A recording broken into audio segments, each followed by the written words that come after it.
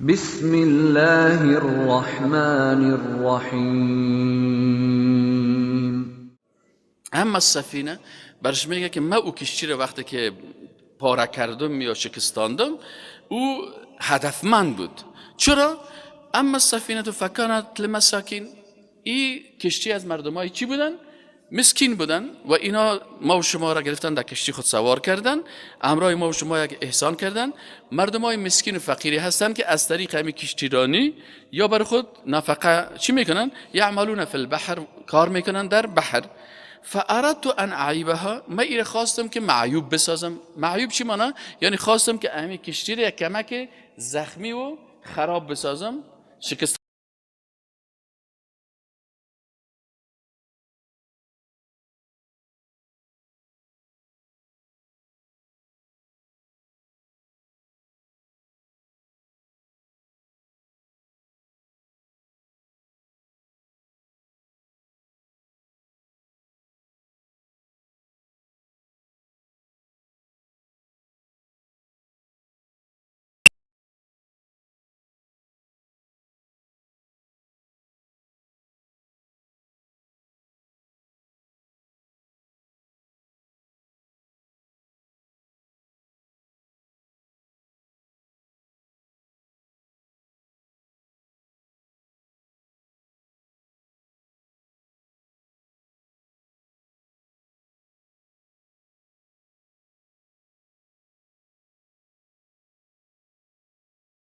خفش بگی متوجه هستی؟ اخف ضررین امیره میگن. اینه گفت اینی ضرره که کم برازی رساندم، اینا میتونه که امو تخته شکسته رو اونجا برن جور بکنن، اما اگه کل زیر قصد میکرد او پادشاه، پس برازی ضرر میرساند. پس من یک کار از این خاطر کردم. موسی علیه السلام گفت والله ما علم غیب نداشتم، از این ملک خبر نداشتم، از این حالت خبر نداشتم. چطور است؟ گفت والله کار خوب کردی. متوجه هستی؟ کار خوب کردی. یعنی بسیاری وقت هست که بعضی جوانا وقتی که حکمت یک چیز رو نمیفهمن باز میخیزن من این حدیث قبول ندارم، من این آیت قرآن قبول ندارم. او برادر، توی کلمه کفر به خاطر ازی میگی که تو حکمتش نمیفهمی. حالا بسیاری چیزاست ما و شما حکمتش نمیفهمیم. یک وقت مردم میگفتن اینجا آیت قرآن آمد گفت قیامت چه وقت است؟ الله گفت همین قیامت شب میشه یا روز میشه. یک تعداد آمدن ای پیغمبر، حتی چند سال پیش مردم باز چی میکردن؟ این قرآن چرا نگفته که قیامت چه وقت است؟ باید دقیق میگفت روز است یا شب است. حالا ما و شما فهمیدیم که قرآن حق میگفت. چرا؟ همون لحظه که قیامت میشه در نیم کره زمین شب می باشه، در نیم کره زمین دیگه چی می باشه؟ روز می باشه. پس الله متعال گفت که آتاه امرنا لیلا او نهارا، شب یا روز قیامت. پس اینجا گفت که چی هستن؟ پس فهمید موسی علیه السلام او سبحان الله حکمت شما آل رسیدم فهمیدم. خب و اما الغلام، اما او بچه که ما به قتل رساندم، فکان ابواه مؤمنین، والدین ازی مردمای مؤمن بودن. الله متعال بر ما گفت که اینمی بچه اگر کلان شوه ای چی میشه؟ ای به می پدر مادر مؤمن خود ضرر میرسانه. بناهن خوب است که ای فرزند از اینا روحش قبض شوه و بره. حکمت الله هست. الله متعال برای چی میته؟ فرزند دیگی نصیبشان میکنه. فخشینا ان یرهقهما طغیانا و کفرا، پس ترسیدیم ان یرهقهما که یا او را در حالت چی؟ ارهاق، یا در حالت سختی و سرشان غالب بیایه، سرشان فشار بیاره، غلبه بکنه. امی بچه بیدینشان از نگاه طغیان، سرکشی و کفر کافر شوه. فاردنا ان یبدلهما ربهما خیر منه، گفت ما خواستیم که تبدیل بکنه ربش خیر منه زکاتن، از او که فرزند خوبتر برش بده. و این حکمت ازیر الله بر ما وحی کرده بود و بر خودت وحی نکرده. متوجه هستی؟ بنابراین من این کار کردم. و اقرب رحمه، و این بسیار نزدیک باشم و فرزند بعدی از اینا از نگاه مهربانی، باز این بسیار فرزند مطیع و خوب باشه. بنان این کار هم مطابق امر الله شده. شما حکمتش نمیفهمیدین، بر ما حکمت از این وحی خبر شده بود، از این خاطر من این کار کردم. موسی علیه السلام فهمید که والا این کاری که کرده مطابق امر الله هست و کار مناسبی را کرده و درست کرده. و اما الجدار، اولا مثلا بعضی کسان میگه که در جهاد خشونت است، قتل است. کل قتل ها خشونت نیست. وقتی که شما یک نفر که اختطاف چی هست؟ چندین نفر کشته، در مملکت فساد ایجاد کرده، بسیار مردم ها را مالایشون گرفته. عالمی قاتلی که 10 نفر کشته، اگر سر از این حکم قصاص الله تطبیق میشه و خود از این قصاص میشه، این جامعه را زنده میسازه و یا بر نقص جامعه هست؟ الله متعال میگه اینمی قصاص هست و فی القصاص حیات، زندگی جامعه هست. مثلا اگه دست ما هست، دکتر بر ما بگه استاد اینمی استخوان شما از این قسمت تا این قسمت سیاه شده، متوجه هستین؟ اگر شما این دستتان از این قسمت قطع نکنین، این سیاهی هم می کل وجودتان خراب میکنه. من میرم برای دکتر پیسام میتم و وقتی عملیاتم میگیرم از پیش تشکریام میکنم، براش عذرام میکنم که دکتر صاحب دست مرا عملیات کو. دکتر میگیره دست مرا قطع میکنه. حالا دکتر اینجا خوب کار کرد یا کار خراب کرد؟ و چرا من حاضر شدم؟ انسان که از در یک جامعه چی است؟ خود انسان مثل نمی دست است. هر کدام ما و شما یک عضو جامعه هستیم. این جامعه مثل یک سیستم بزرگ است و ما و شما یک پرزه کوچک از او هستیم. هر پرزه که فاسد شده را میکشه. موتران که ماشینش هم که ببینه خراب است نمیگه ماشین وسو که یک ماشین نبوده موتر ما میشانیم. متوجه هستین؟ این انسان اختطافچی، انسان قاتله که انسانها را هم مالش میگیره، هم خانه‌ش میگیره، هم تجاوز جنسی میکنه، هم بالاخره میکشه. آلی دیگه قصاص کردی، این به نفع جامعه است. الله متعال میگه و فی القصاص حیات. بسیاری کسا می حکمت ها را نمیفهمه، باز میخیزه که این والا صاحب خشونت است و چطور است. یا یک مملکت یک کسر مثلا مردم میان اشغال میکنن. اگر مثلا افغان ها رفتن در روسیه، یک 4000 5000 جوانای ما و شما رفت طرف روس، سر روس حمله کرد، بازوا حق دارن که بخیزن ما و شما را بزنن و راکت بزنن و فایر بکنن. اگر باز روس در افغانستان آمد یا امریکا در افغانستان آمد، باز ما و شما دیگه چی هستیم؟ هیچ حق نداریم. هیچ قسم سیستم است. اگر روس خیست مطابق قانون خود در مقابل ما و شما اگر 5000 نفر سلاح بگیریم بریم سر روس حمله بکنیم، باز میگه ما حق داریم از وطن خود دفاع بکنیم. یا تجاوزگر هستن یا غاصب هستن یا آمدن سیزنی باز او میتونن سر ما بمب اتم پرته. باز کلگی میگه که روس خوب کار کرده، چرا شما 5000 نفر رفتین و حمله کردین؟ ایره باز توجیه میکنن بسیار خوب است. اگر باز روسا در افغانستان آمدن و 5000 روس آمد ما و شما را کشتن، باز ما و شما خستیم دفاع کردیم، باز میگن شما تروریست هستین، اکستریمیست هستین، فاندامنتالیست هستین. میبینین این بسیاری وقتا همین معایر درست نمیفهمن حکمت ها را. بنابراین همین قسم که تو حق داری ما هم حق داریم. منتها حقی که تو داری قانون کفریت برات میگه حق میده، برای ما همین حق کی میده؟ الله متعال میده. پس ما همو حق ما را تحت شریعت اسلامی استعمال میکنیم. و اما الجدار، یعنی دیوار که آباد کردم که شما گفتین، اما الجدار، اما او دیوار که فکان لغلامین یتیمین، بر 2 غلام یا 2 یتیم بودن، 2 تا بچه‌های یتیم بودن، فی المدینه که در شهر زندگی میکردن. و کان تحته کنز، در زیر زمین دیوار همون خزانه که پدر و مادرش برشان نگاه کرده بودن، همون در زیر دیوار گور کرده بودن که بچه‌های ما کلان شویده بگیرن. و کان تحته کنز لهما و کان ابوهما صالحا، پدر از اینا یک شخص صالح و نیک بود.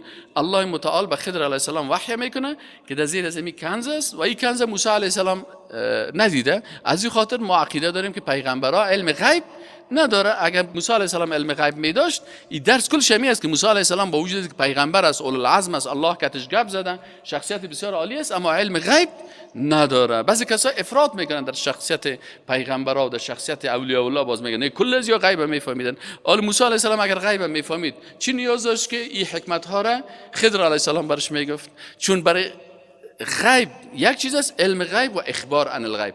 اینجا برای خضر علیه السلام خبر از غیب رسیده بود، بر موسی علیه السلام خبر از غیب نرسیده بود و اردوی از اینا علم غیب نداشتن، نه خضر نه موسی. فرقشان همین بود که برای او وحی شده، برای این وحی نشده است. خب حال اینجا میگه که این دیوار ما به خاطر از بلند کردم که دیوار یتیما بود و زیر از او خزانه پدرشان بود، اما مالی که ذخیره کرده بود. و کان ابوهما صالحا، پدرشان شخص خوب بود، وفات کرده بود. فاراد ربک، رب تو اراده کرد ان یبلغا، که امی فرزندکای یتیم جوان شوند، برسن ان یبلغا، برسن اشدهما، با موسن رشد و جوانی خود، و یستخرجا کنزهما، وقتی که جوان شدن با زیر دیوار همین چیز خدا بکشن. رحمت من ربک، این رحمت از جانب پروردگار تو بود. و ما فعلته امرا، آل خضر علیه السلام برش یک گپ میزنه که اینمی کارا رو که من کردم ایره نسبت به منت این موسی علیه السلام، ایره من از دل خود نکردیم. یعنی اولیاء الله هیچ کار را بدون امر الله کردن نمیتونن. آل در عصر ما و شما هر کسی ولی الله هست، پیش روش حکم الله هست، کتاب الله و سنت رسول الله صلی الله علیه و سلم. این حال اگر یک شخص میخواد که ولی الله شود، باید به امر الله که قرآن و سنت است به می اطاعت بکنه. اگر از قرآن و سنت خارج میشه، بازی ولی الله نیست، شیطان هست. از این خاطر امی خضر علیه السلام برش میگه که و ما فعلته عن امری، متوجه باشی موسی علیه السلام این کارا را که من کردم بدل خود نکردم، بلکه اخبار غیب بود که الله متعال بر من گفته بود، من این کارا کردم و بر شما هم اون خبر دادم. ذالک تعویل ما لم تستطع علیه صبر، این اونمو تعویل آنچی هست که شما نتونستین، لم تستطع نتونستین شما علیه صبر که بالا از او صبر بکنین. این در این قسمت قصه چی؟ اما خبر موسی علیه السلام با خضر علیه السلام چی میشه؟ ثابت میشه. از این چی ثابت میشه؟ اول ثابت میشه که اگر خضر علیه السلام پیغمبر باشه برش وحی میه و آنچه که برش وحی آمده از جانب الله هست، و اگر پیغمبر هم نبود برای از این خاطر علما میگه چون این کل کارا را گفت که و ما فعلته عن امری، ایره من از دل خود نکردم بلکه برای ما حکم از جانب الله آمد، از این خاطر علما میگن که خضر علیه السلام چی بود؟ پیغمبر بود. و اگر پیغمبر هم نبود در این قسمت برش اینمی احکام الله وحی کرده بود، پس این هم یک بنده صالح الله بود. و از این خاطر ما و شما مسلمان ها باید به پیغمبران، به اولیاء الله، به نبیین، صدیقین و شهدا و صالحین از دیدگاه قرآن ایمان داشته باشیم. یک. دوم ای است که نبیین، صدیقین، شهدا و صالحین غیب نمیفهمن. این دو. سوم در قسمت از اینه باید افراط و تفریط نکنیم. افراطی هست که بعضی کسا چی میکنن؟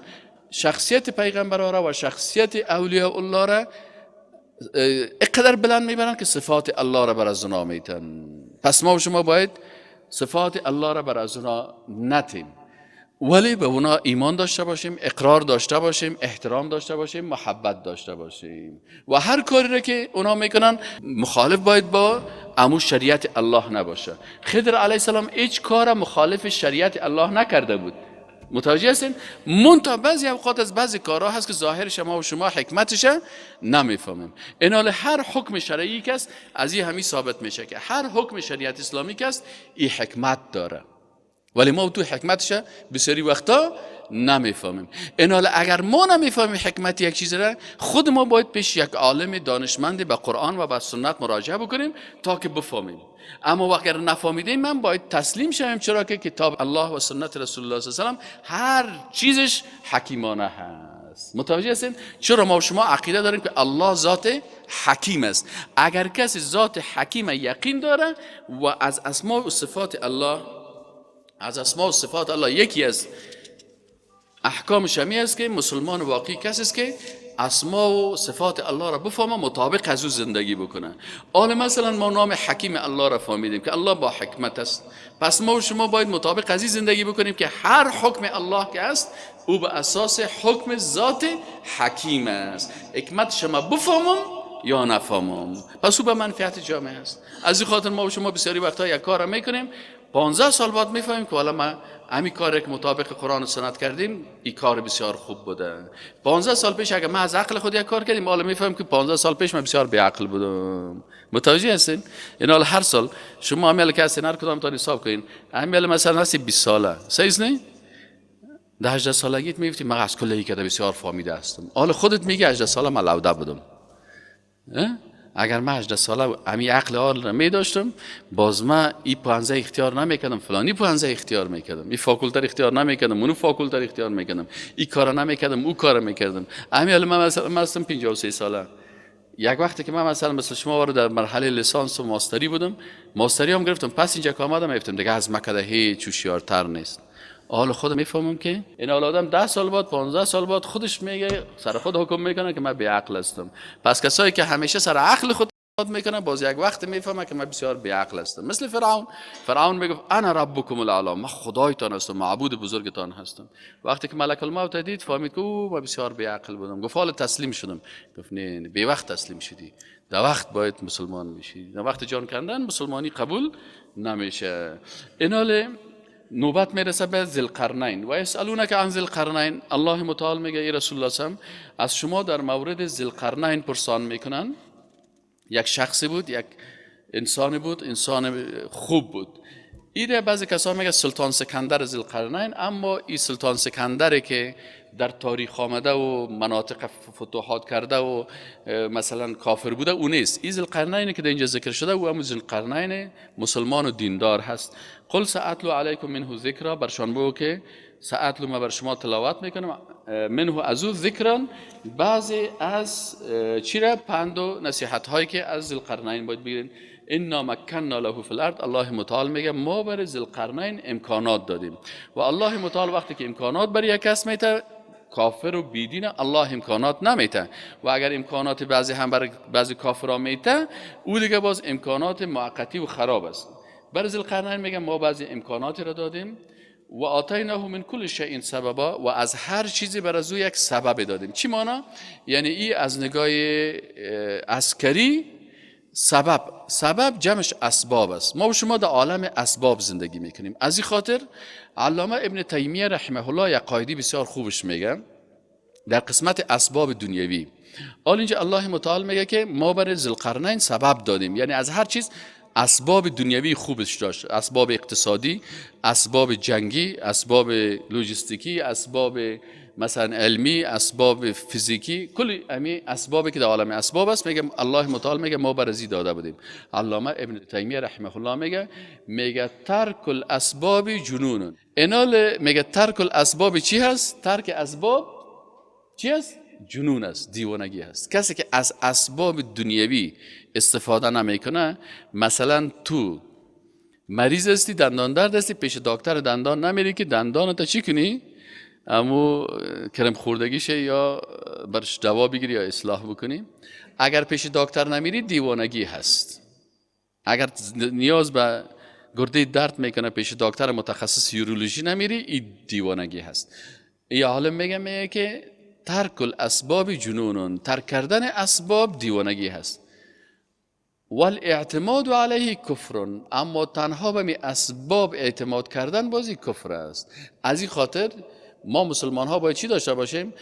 اسباب دنیوی را میگیریم، اما اعتماد و توکل قلبی ما بالای کی است؟ بر الله است. که بر الله دعا میکنیم پروردگارا من پیش از دکتر میرم عملیات میکنم، یا الله در امی عملیات ازی تو برم شفا نصیب بکو، تا امی سبب مسبب الاسباب خودت استی پروردگار. متوجه هستین؟ از این خاطر ما به اسباب در عالم اسباب میریم، اما مسبب الاسباب و کسی که باز شفا دهنده هست الله هست. چرا در هر شفاخانه که بری یک مرده خانه هم است؟ از یک دکتر پرسان کردم، گفتم دکتر صاحب چرا در شفاخانه شما خود نشه کردین شفاخانه، باز داخلش خود شفاخانه نیست، مرده خانه است؟ گفت به خاطر از اینکه ما مردم شفا الله میته، ما مریض معالجه میکنیم، اگر الله برای شفا داد از این دروازه خلاص رخصتش میکنیم، اگر مرد در مرده خانه رویش میکنیم. شفا به دست ما نیست، ما فقط معالجه میکنیم. متوجه هستین؟ از این خاطر الله متعال میگه ما برای ذوالقرنین میگه چی داده بودیم؟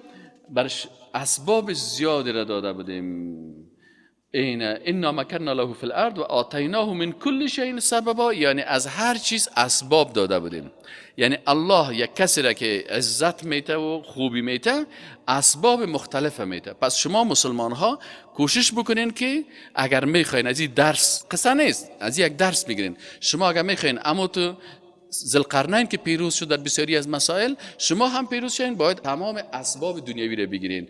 اسباب اعتقادی باید بگیرین، اسباب عبادتی داشته باشین، اسباب اقتصادی داشته باشین، اسباب جنگی و مثلا نظامی و عسکری داشته باشین، اسباب و وسایل مثلا طبی و فیزیکی و کامپیوتری و این کلش داشته باشین. در اون صورت شما پیروز میشین. الله متعال میگه امو وقت امی کل اسباب برای کی دادیم؟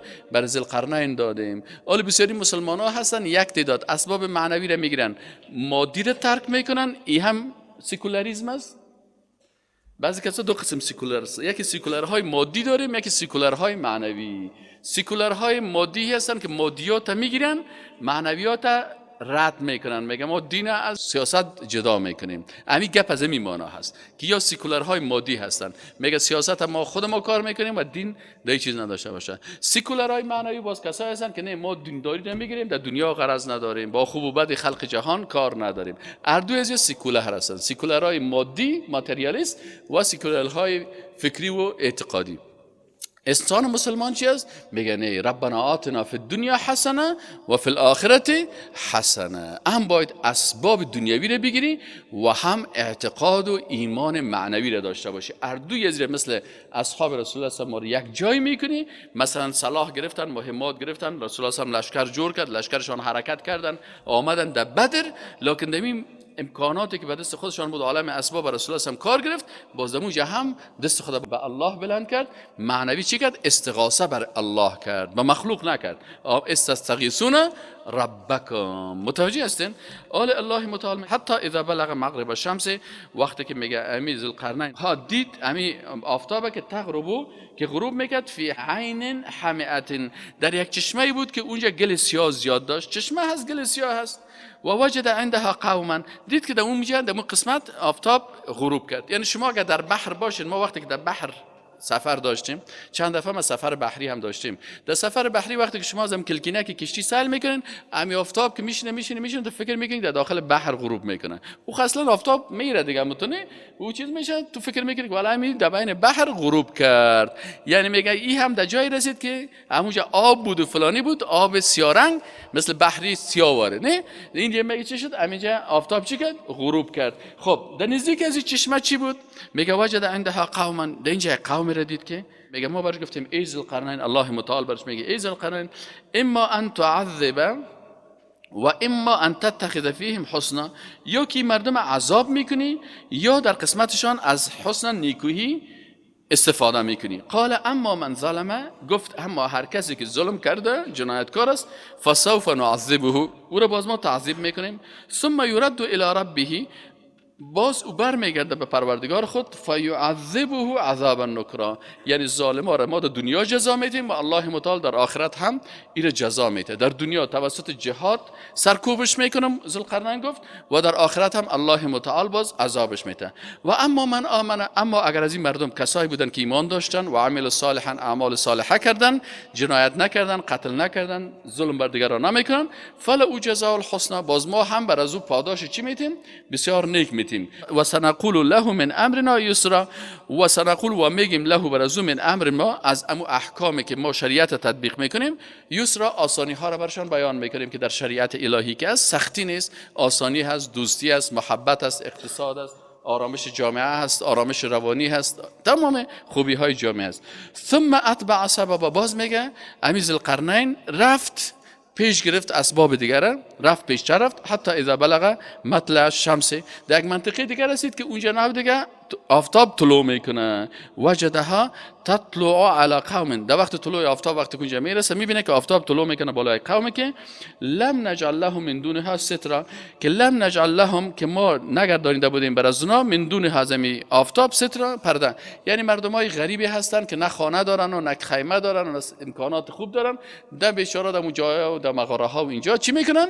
زندگی میکنن. کذالک، همین قسم وقت احاطنا بما لدیه خبرا، و الله متعال میگه که احاطه کردیم با آنچه که به نزد زبود خبرن، یعنی علم، برزی علم دادیم بر ذوالقرنین و خوب علمش احاطه کرد. خب این منطقه ها را هم این فتح میکنه و تیر میشه پیش میره. ثم اتبع سببا، باز اما تو روان میشه به مو سبب و به مو راهی که حرکت کرده، حتی اذا بلغ بین السدین، تا ای که ذوالقرنین میرسه در میان دو کوه، وجد من دونهما قوما، میبینه که در بین زمین در این منطقه پیش همون کوه ها یک قومی هستن، یک گروه مردم هستن که لا یکادون یفقهون قولا، کسایی هستن که هیچ بگپ نمیفهمن، یک قسم بزبزک میکنن، بنگک میکنن، هیچ نه گپ میفهمن و نه دعوت میفهمن و نه دین میفهمن و نه که برش قرآن بخونی میفهمن و نه کتاب میفهمن، هیچ چیز. قالوا یا ذوالقرنین، مردم گفتن که ذوالقرنین این یاجوج و ماجوج کی هستن؟ یاجوج و ماجوج هستن، مفسدون فی الارض، بسیار مردمای فسادکار هستن در زمین. فهل نجعل لك خرجا، آیا میخوای که بر تو کدام مزد بتیم علی ان تجعل بیننا و بینه سدا. همین مردمای دیگه گفتن که اینمی یک مردمی هستن به نام یاجوج و ماجوج، این بسیار فسادکار هستن و همیشه میان سر ما حمله میکنن، جنایت میکنن، قتل میکنن، میکشن. میخوای ذوالقرنین بر تو یک مزد ما بتیم، در بین ما و اینا یک چی جور کن، چون ذوالقرنین امکانات اقتصادی و تکنولوژی بسیار خوب در دست خود داشت. حالا برش گفت که این مردم گفتن اگر شوک در بین ما وضعیه یک چیز جور بکنی که فاصله باشه و یا نتونن سر منطقی ما حمله بکنن، صد یا بند. قال ما مکنی فیه ربی خیرون، ای گفت که آنچه که الله متعال بر من امکان ناداده فی در این مورد ربی پروردگار ما داده خیرونی بهتر است. قال گفت ذوالقرنین ما آنچه را که مکنی امکانات داده برای من فیه در آن ربی پروردگار من خیرون بهتر است. فاعینونی، یعنی ما پاداش و اجر خود از الله میگیرم، از شما کدام اجر و پاداش مطالبه نمیکنم، اما یک طلب شما را انجام میتم. فاعینونی بقوت، پس شما امرای ما کمک بکنین با امو قوتی که هست. قوت چی رو میگه که در قرآن میگه و اعدوا لهم ما استطعتم من قوه، شما در مقابل دشمنایتان قوی باشین. یعنی اینجا میگه شما هم از تکنولوژیتان، از وسایلتان، از امکاناتتان، از آهنتان، از مستان، از چیزهایی که قابل ذوب است که امکانات صد هست، شما هم آنچه که شما دارین، شما هم امکانات اقتصادی و امکانات تکنولوژیتان در خدمت ما بانین، ما هم امرایتان کمک میکنیم. اجعل بینکم و بینهم ردما، تا ما در بین شما و در بین این قوم که ظالم است یک رد میگه، یک دیوار میگه، ما یک دیوار جور میکنم که از این دیوار این طرف آمدن نتونن.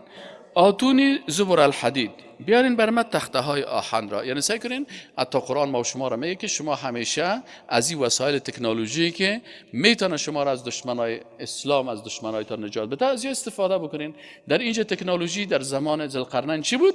زبر الحدید بود، امو تخته های آهن بود. گفت آهنی که شما دارین از او آهن بیارین، حتی اذا ساوا بین، تا وقتی که برابر شد امی تخته های آهن جور کردن و آوردن در بین امی منطقه از اینا و منطقه امو یاجوج و ماجوج که سر از اینا حمله میکرد، بین از چی کرد؟ برابر ساخت امی تخته های آهن را بین صدفین، در بین دو کوه، در بین دو کوه امی چی را جور کرد؟ امی دیوار آهنی را. قال انفخوا، گفتن آل آتش بتین، برای آهن که آتش بتی باز یک تخته آهن با آهن دیگه چی میشه؟ پیوند میشه. گفت در اینجا آتش بدمین، حتی اذا جعله نارا، وقتی که میگه خوب در اینجا ایره خوب آتشی گشتاندن، یعنی آهن خوب سر شد. قال گفت ذوالقرنین آتونی افرغ علیه قطره، گفت آل شما بیارید برای ما چی را؟ مس گداخته شده را قطر میگن، یعنی مس هست یا کدام آهن دیگه هست که او ذوب میشه و بین امی تخته ها و در سر از اینا انداخته میشه تا که تخته ها خود محکم بگیرن. فما استطاعوا ان یظهروه، پس نتوانستن که امی لشکر یاجوج و ماجوج نتوانستن که از امی دیوار چی شون؟ بالا بروند. و ما استطاعوا له نقبا، واقع آمدن لشکر یاجوج و ماجوج خبر شدن که دیوار شروع شده، این کار شده، یا که آمدن از دیوار بالا شدن نتوانستن، دیوار بسیار محکم و آهنین. و ما استطاعوا، همچنان نتوانستن که همین دیوار له نقبا، نتوانستن که در او چیز سوراخ هم جور بکنن، یعنی سوراخ هم کردن. نقبا همون نقب سوراخ هم میگن که هر قدر که خواستن چی کنن یا نقبم یا سوراخ هم کرده نتوانستن. قال هذا رحمت من ربی، گفت که این رحمتی از جانب پروردگارم است. فاذا جاء وعد ربی، هر وقتی که وعده رب ما بیاد، جعله دکاء، بازو را هموار میسازه. این حال باز هر وقتی که وعده الله بیاد باز امی دیوار هموار میشه و بالاخره باز یاجوج و ماجوج حرکت میکنن و به مو وحشت خود چی میکنن؟ ادامه میتن. و کان وعد ربی حقا، گفت وعده رب ما و حق است. و ترکنا بعضهم یومئذ، الله متعال گفتن که و ترکنا بعضهم، و بگذاریم ما بعضهم بعضشان را یومئذ در آن روز، یموج فی بعض که در موج میکنن یا حمله میکنن بالای بعضی دیگه. و نفخ فی الصور، یعنی امی یاجوج و ماجوج یکی از علامات قیامت است که اینا باز میبراین و باز وقت دمیده میشه در سور. فجمعناهم جمعا، باز اینا را کلشان جمع میکنیم. الله متعال میگه و عرضنا جهنم یومئذ للکافرین عرضا، باز الله متعال میگه وقتی که اینا را جمع کردیم قیامت شد، باز پیش میکنیم جهنم یومئذ در این روز للکافرین عرضا، برای کافران پیش کردن. الذين كانت اعینهم فی غطاء، او کسانی که بود چشمایشان در پرده، عن ذکری، از شریعت و از احکام ما. و کانوا لا یستطیعون السمع، اینا نمیتونستن با وجود از که گوش داشتن، لکن الله متعال اینا را اتو ذلیل ساخته بود، چون دشمنیشان با اسلام سخت بود، اینا حق هیچ نمیشنیدن. افحسب الذین کفروا، آیا پنداشتن کسانی که کافر شدن ان یتخذوا عبادی من دون اولیاء، ان یتخذوا ای که بگیرن عبادی بنده های مرا من دون بغیر از ما اولیاء، یعنی به عوض از اینکه اینا الله را ولی خود بگیرن، دوست خود بگیرن، اینا رفتن بنده ها مخلوقات اولیای خود گرفتن، دوستای خود گرفتن و به عوض شریعت الله احکام مخلوقات تطبیق کردن و به اونا عبادت کردن. ان اعتدنا، الله متعال میگه ما آماده کردیم جهنم را للکافرین، برای کافرها، نزلا، مثل مهمانی. یعنی مهمانی کافرها در کجا هست؟ در جهنم است. قل هل ننبئکم بالاخسرین اعمال، بگوی رسول الله صلی الله علیه و آله ما شما را خبر بدم برای کسانی که اینا در اعمال خود بسیار خساره میکنن. الذین ضل سعیهم، کسانی هستند که ضایع شده سعی و تلاش از اینا فی الحیات دنیا، در زندگی دنیا، و هم یحسبون، و در حالی که اونا فکر میکنن، تو گمان میکنن انهم یحسنون صنعا، بسیاری کس یا فکر میکنن ما بسیار صنع یا عمل یا کار خوبی را انجام میدیم، در حالی که اینا در غلط روان هستند. اولئک الذین، این کدام مردم هستند که گمان میکنن که نیکی میکنن لکن در حقیقت اونا اشتباه میکنن؟ اولئک، همین مردم، الذین، کسانی هستند که کفروا، کافر شدن به آیات ربهم، به آیات پروردگارشان، و همچنان کافر شدن به ملاقات و لقائه، به ملاقات الله که در روز قیامت به او ملاقات میکنن، به هم کافر شدن. فحبطت اعمالهم، پس اعمال از اینا چی میشه؟ ضایع میشه. اگر در دنیا کدام کار خوب هم بکنن، پاداشش در دنیا برش داده میشه، دیگه از بین میره. فلا نقیم، پس ما باز اقامه نمیکنیم لهم، بر مردمای بیدین و کافر، یوم القیامت، در روز قیامت، وزنن، هیچ وزنه، یعنی حتی اعمال نیک که زیربنای ایمانی و اعتقادی نداشته باشه، پیش الله هیچ وزن نداره، هیچ ارزش نداره و هیچ ما در ترازوی میزان محاسبه نمیکنیم، یک عمل بی ارزش است. ذالک جزاؤهم، اینی هست جزایشان، جهنم، که او چی است؟ جهنم است. به ما کفر، چرا؟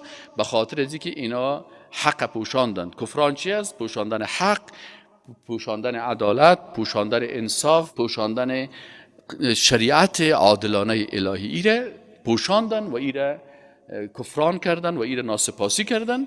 و اتخذوا آیاتی، باز این مردم ها چی عادت داشتن که میگرفتن آیات، دلائل قدرت الله را، آیات الله را و همچنان پیغمبران الله را هزوا، بازیا به آیات قرآن و رسولی و به آنچه که رسول آورده هست از سنت ها، سر قرآن و سنت چی میکردن؟ هزوا، تمسخر میکردن. قرآن هم مسخره میگرفتن و سنت هم مسخره میگرفتن، خود پیغمبر هم مسخره میگرفتن و آنچه که پیغمبر میورد ایره هم مسخره میگرفتن. اما در مقابل از این مردمای بدبخت، در مقابل از این مردمای مؤمن هستن، ان الذين آمنوا، یقینا کسانی که ایمان آوردن و عملوا الصالحات، اعمال صالحه کردن، الله متعال میگه کانت لهم جنات الفردوس نزلا، باز جنت فردوس مهمانی از ایناست. نزل به معنای مهمانی. مهمانی از اینا در کجا هست؟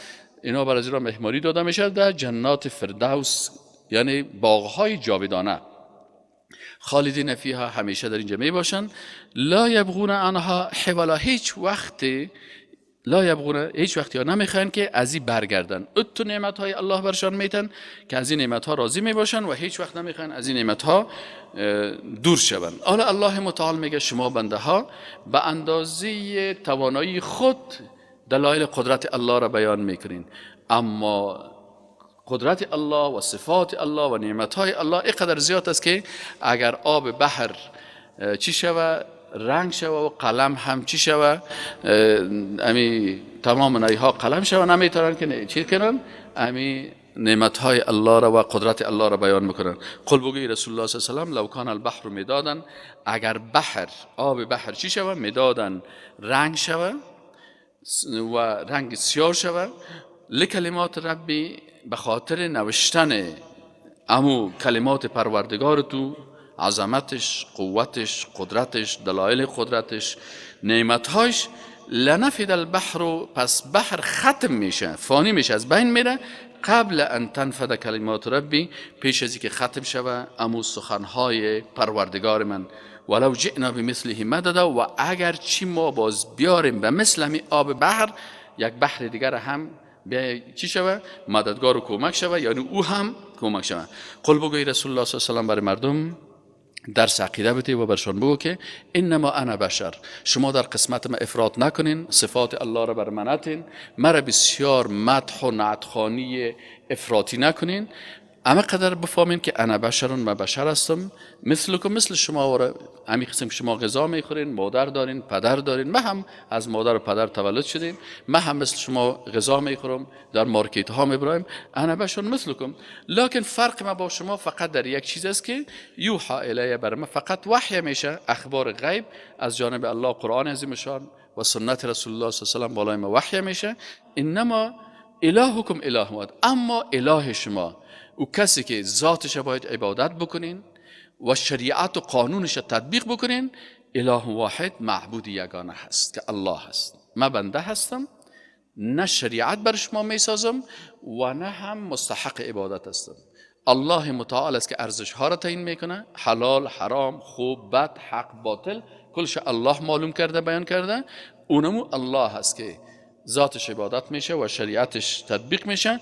فمن کان یرجو لقاء ربه، هر امیدوار است که یا ایماندار است، امید داره و ایمان داره به اینکه ملاقات بکنه با پروردگار خود، فلیعمل عملا صالحا، پس باید اعمال صالحه بکنه، ولا یشرک بعبادت ربه احدا، در عبادت الله کس دیگر شریک نکنه. اگر سجده هست به کس دیگه بغیر از الله سجده نکنه، اگر رکوع عبادت است بغیر از الله به کس دیگه رکوع نکنه، اگر نظر عبادت است بغیر از الله به نام مخلوق نظر نکنه، اگر ذبح حیوان و پرنده عبادت است این هم فقط به نام الله به طرف قبله الله بکنه، اگر دعا عبادت است فقط دست دعا را به بارگاه الله بلند کنه. ولا یشرک بعبادت ربه احدا، در عبادت الله هیچ کسی را شریک نسازه. سبحانك اللهم و بحمدک، اشهد ان لا اله الا الله، استغفرك و اتوب الیک.